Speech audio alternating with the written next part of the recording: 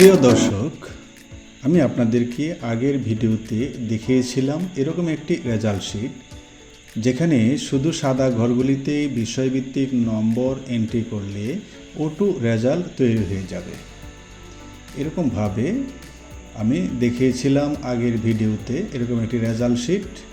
আজকের ভিডিওতে আমি আপনাদেরকে দেখাবো স্পেশালি রিপোর্ট কার্ড শিটটাতে ক্লিক করলে রিপোর্ট কার্ড ওপেন হবে, যেখানে আপনারা দেখতে পাচ্ছেন 4টি বাটন যুক্ত করেছি।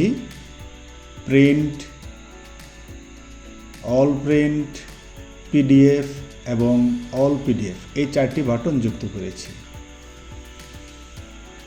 আপনারা দেখতে পাচ্ছেন প্রিন্টে ক্লিক করলে আমার এখানে যেহেতু প্রিন্টার যুক্ত নাই, সেই কারণে সেভ দেখাচ্ছে।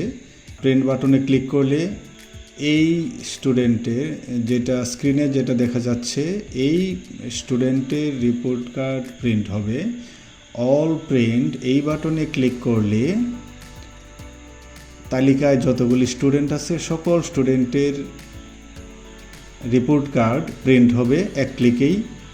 তারপর দেখতে পাচ্ছেন পিডিএফ বাটন, এই পিডিএফ বাটনে ক্লিক করলে আপনার নির্ধারিত ফোল্ডারে এই রিপোর্ট কার্ডটি সংরক্ষিত হবে বা সেভ হবে।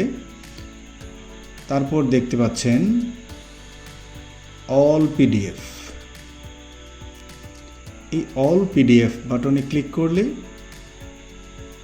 ঠিক অল প্রিন্টের মতো আপনার তালিকায় যতগুলি স্টুডেন্ট আছে সকল স্টুডেন্টের রিপোর্ট কার্ড এক ক্লিকেই পিডিএফ হিসেবে সংরক্ষিত হবে। বন্ধুরা, যদি ভিডিওটি উপকারী মনে হয় তাহলে অবশ্যই লাইক দিন, কমেন্ট করে জানাবেন কি কি ফিচার আপনি চান এবং চ্যানেলটি সাবস্ক্রাইব করতে ভুলবেন না। দেখা হবে পরের ভিডিওতে। সবাই ভালো থাকুন, সুস্থ থাকুন। আসসালামু আলাইকুম।